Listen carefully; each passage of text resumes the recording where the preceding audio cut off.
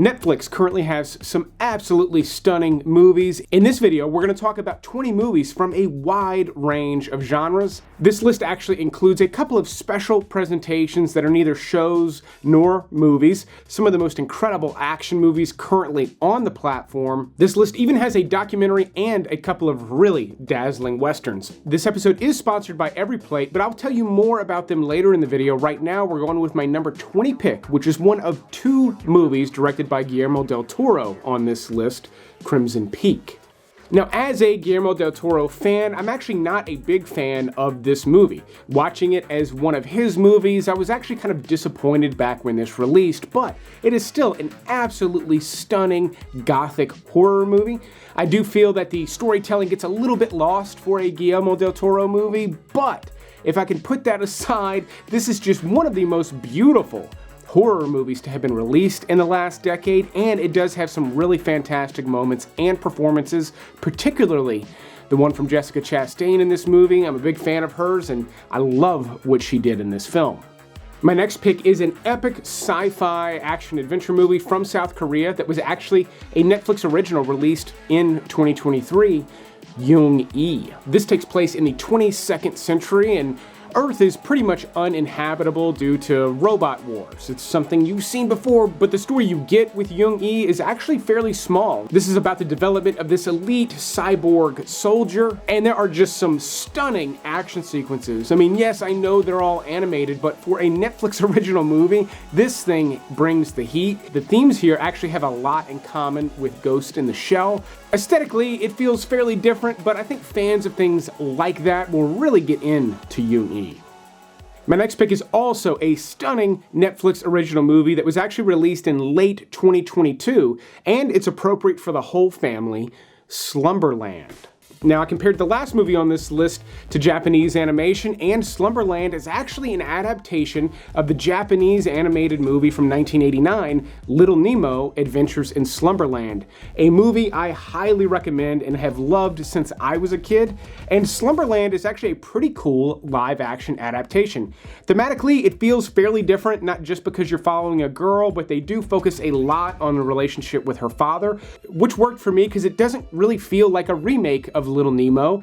And then you get Jason Momoa playing the character of Flip, and I thought he did a great job. It was fun to see him doing something different than an action hero for a change.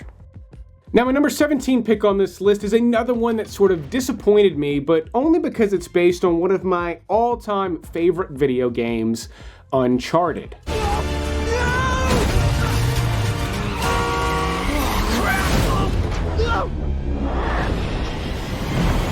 Now, I've played all the Uncharted games, and they have some of the most memorable moments for me that I've ever had playing a video game, and this movie delivered on a few of those moments, but it didn't quite feel like Uncharted to me.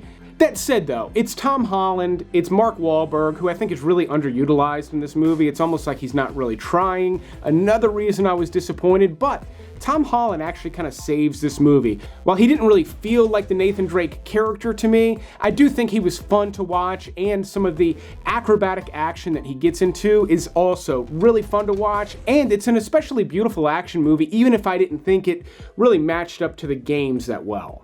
Easily one of the most stunning animated movies I've seen in a long time is also a Netflix original, The Sea Beast. I was actually surprised this was a Netflix original. It is just miles ahead of most of the animated movies they release. They tend to be lower budget, you can tell by the look of them, and the storytelling is just good enough for kids in most cases. The Sea Beast, I feel like this could have come out in theaters in a wide release and been really successful. The animation style is just absolutely stunning at every moment. The sea monster battles are just really not just beautiful looking, but they're edited together really well as action sequences. Funny moments, plenty of adventure, and ultimately kind of a nice message towards the end. But above all else, this really just kind of knocked my socks off with how beautiful it was, again, for a Netflix original movie. Now, my next pick on this list is actually directed by Paul Thomas Anderson, but it is not a movie. It is a special presentation that he created with Thom Yorke from Radiohead. It's titled Anima. So this is basically a 15-minute music video with music done by Tom York and just really kind of stunning choreography and camera work. Fans of Paul Thomas Anderson, if you didn't know this existed on Netflix, you're welcome. It's something you definitely should watch. But for anybody else, it's 15 minutes. If you like the look of this here, it'll be definitely worth checking out. But because it's so short, I'll move on. My next pick on this list is actually a Chinese movie from 2018 that, believe it or not, stars Michael Douglas, of all people, in Animal World. Now, unlike most of the foreign language films I recommend here on the channel, Animal World does not have an English version on Netflix. You will have to listen to subtitles for the most part, except for when Michael Douglas is speaking in this movie. And on top of that, I found that I had to pause this movie multiple times because some of the plot details were so intricate and complex, I couldn't keep up with the subtitles. Because in Animal World, regular people are forced to compete to the death in a game of rock, paper, scissors. Yes, rock, paper, scissors. And this movie is so much smarter than you would think with that synopsis. The way that they have to go about beating a simple game of chance like rock, paper, scissors is actually really complicated and very interesting to watch. This actually has a lot in common with the South Korean series Squid Game. If you are a fan of that, Animal World has a more stunning, more epic, big blockbuster style presentation, but it still has all the heady gameplay that you got with Squid Game. My number 13 pick is probably the biggest and most epic movie on this list, and easily one of the biggest and most epic on Netflix right now. However, it did get mixed reviews. I'm talking about Peter Jackson's King Kong. Scream, man! Scream for your life!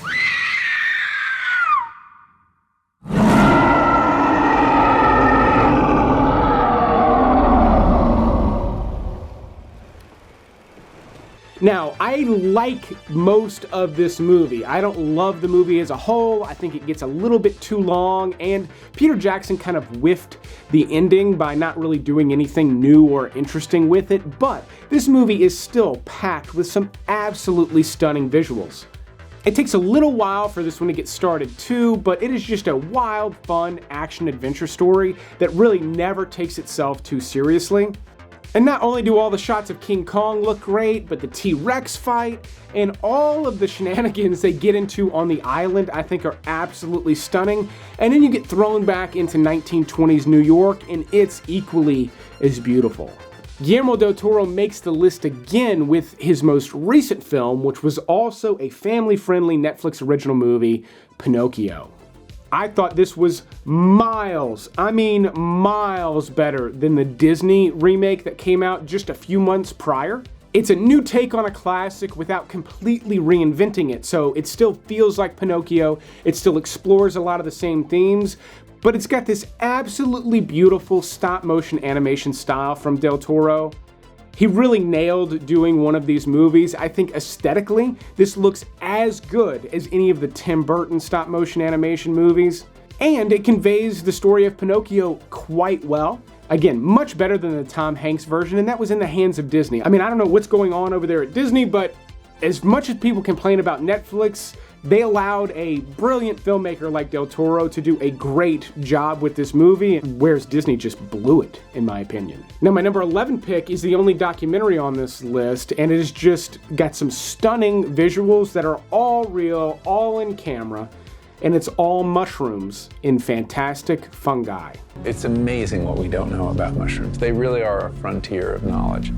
You can filter water. You can create medicinal compounds almost on demand. They have incredible capacity to make things change very quickly. Now, you do not need to know anything or care anything about mushrooms to thoroughly enjoy this documentary. In fact, the less you know about mushrooms, the more you're going to glean from this documentary. Not only is it packed with some of the most stunning time-lapse photography I've ever seen, the world of mushrooms goes so much deeper than you can expect. Obviously, they're great in food and they have psychedelic properties, but there's so much more to them beyond that. They really are incredible, and this documentary does a great job of illuminating so much of that. Speaking of delicious mushrooms, though, it's a good time to bring up today's sponsor, Every Plate. Over the past few months, I've been saving a lot of money by using Every Plate instead of ordering takeout, and I'm still getting these fantastic restaurant quality meals. Every Plate is a meal subscription service that allows you to pick from 25 different meals that rotate out every single week so you'll never get bored. And then they deliver all of the ingredients directly to your door in the exact amounts you need, which means I don't need to do any grocery shopping and I'm not overbuying extra ingredients that are not going to go into these dishes, which saves me money and cuts down on food waste. And everything I've cooked from Every Plate has been absolutely delicious. Just this past week, I made a banh mi bowl that was just really delicious. I love banh mi sandwiches, and this was a lower calorie way to eat banh mi, and I thought it was great. And then pork burgers. I don't think I've ever made burgers out of pork. I was a little skeptical, but they had these amazing caramelized onions in them, and they had me fold pepper jack cheese into the meat. And I had both of these meals ready in about 30 minutes. They were fun to cook and really, truly delicious. And I've used several meal kits like this over the years, and Every Plate is easily the most reasonably priced one I've ever used. In fact, when my viewers go to the link in the description and use my code FLICK149, you're gonna pay $1.49 per meal with your first Every Plate order. Another thing I love is how simple they are. They typically are just about 6 steps, and I don't have to go back and forth trying to figure out complicated directions. So again, go to that link in the description, use my code FLICK149 and pay $1.49 per meal on your first box. It's a fantastic deal, but let's move on with the rest of the movies on this list. Okay, now my number 10 pick on this list is also not a movie or a show. It's rather a collection of music videos, but even more specifically, it's the full animated album of Sturgill Simpson's Sound and Fury. This was one of, if not my favorite album released in 2019, and the Netflix special is the full album in sequential order, but each song was animated by a different Japanese animator, and most of them are among some of the coolest things available on Netflix right now. It's honestly really cool that they put this thing together and released it, but if you're not sure about this one, watch the first music video. If you're not into it by then, you're probably not going to enjoy the rest of it, and you've only wasted 4 minutes of your time. My number 9 pick is also a collection, but it's technically a movie. It's actually an anthology movie directed by the Coen brothers, The Ballad of Buster Scruggs. Now, as with all anthology movies, I've got my favorite stories in this one. I'm really partial to the opener, which is The Ballad of Buster Scruggs, and I also love the gold mining one with Tom Waits. Both of those are also 2 of the most stunning in the entire collection. And they're fantastic Western stories that don't quite feel like Westerns. They actually take some of the romanticism of classic American Western movies and plays with them. Does sort of a Coen brothers dance with them. Again, when you watch the opening sequence, you'll get what I mean. And what's so cool about this one is that each of the stories has their own tone. They all feel like Coen brothers work, but some are funnier and some are more serious, and it's overall a pretty well-rounded Western Coen brothers experience. My number 8 pick is one of the biggest, newest releases on Netflix right now, Bullet Train. We never stop coming for you. What? Wrong as far as you like. I will find you.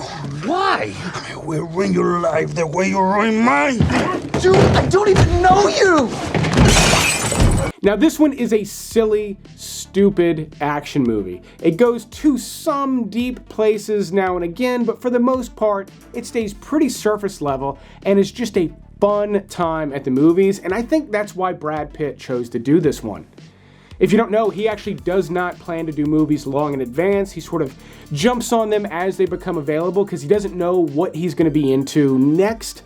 And my thought is he knew the world was going to want a fun time at the movies at that time last year, and Bullet Train delivered. I've watched this one a couple of times. I like all of the characters and think they're all just colorful and fun, and then the movie itself has this just incredible polished look with some clever little storytelling elements, some fun action, and it's just a pretty potent mix if you just want to turn your brain off and watch a dazzling, again, fun action movie.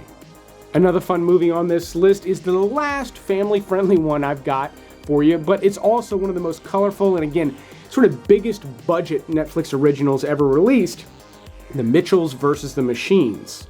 Now, the reason it's one of the bigger ones is because this was going to come out in theaters. This is actually done by the same animation studio that did Spider-Man Into the Spider-Verse, and this was going to be a big theatrical release, and then The pandemic happened and Netflix bought it, and I think it's just a really cool movie that has a lot to say about the current state of the world, where we are with technology, and how our children are going to be interacting with technology, which is a lot for a family movie to try to say. But on top of that, Danny McBride is one of the main characters. I think he's one of the funniest people alive. And just like Spider-Man Into the Spider-Verse, you get this really interesting looking animation style that I love. It doesn't have to look polished like a Pixar movie to have a cool look and to be really fun to watch. And Mitchell's vs. the Machines accomplished all of that, which is pretty amazing, again, for a Netflix original movie, which is essentially a made-for-TV movie. My next pick is probably my favorite Netflix original Western. Granted, they haven't done many, but I thought The Harder They Fall earned the number 6 spot on this list. I remember time y'all hoods used to be Crimson. You know, hence the Crimson Hood gang. Them motherfuckers pink now.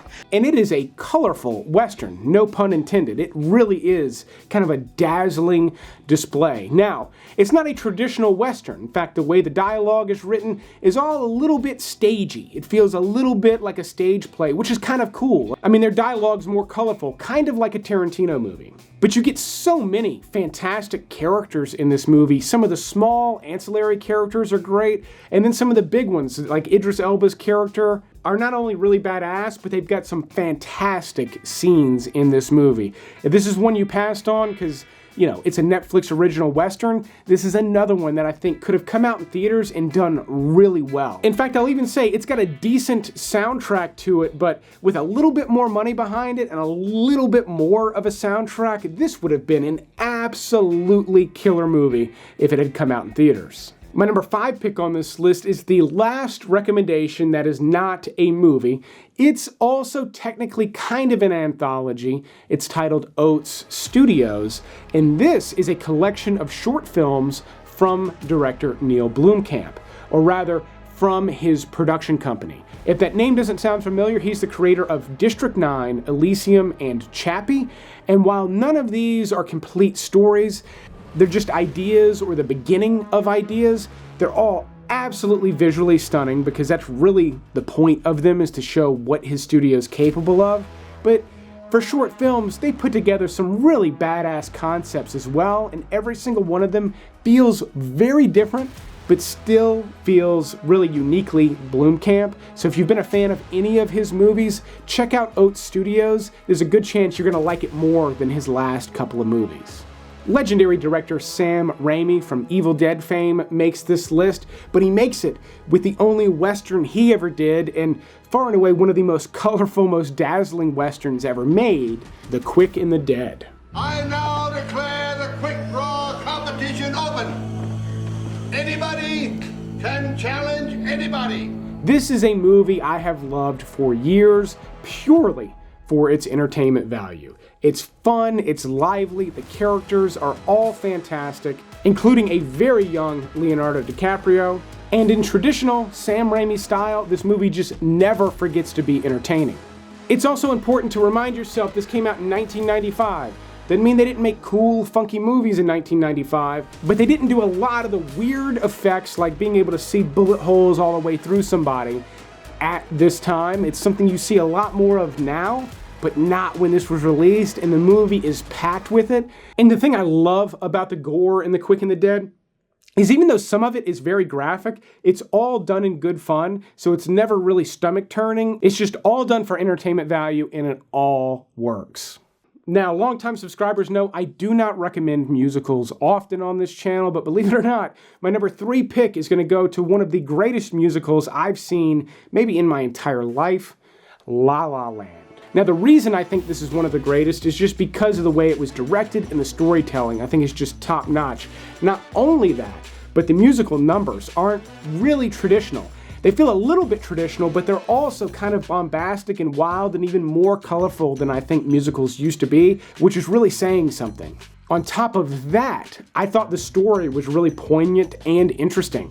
In fact, it's a fairly untraditional story. It's about two people trying to kind of make their way in show business, and they are having a hard time making their way through their relationship. And I'm honestly not even recommending this because I like the music. I can't even remember what most of it sounded like. But again, the visuals and the storytelling here were just top notch. So if you typically don't enjoy musicals, this one may be worth your time.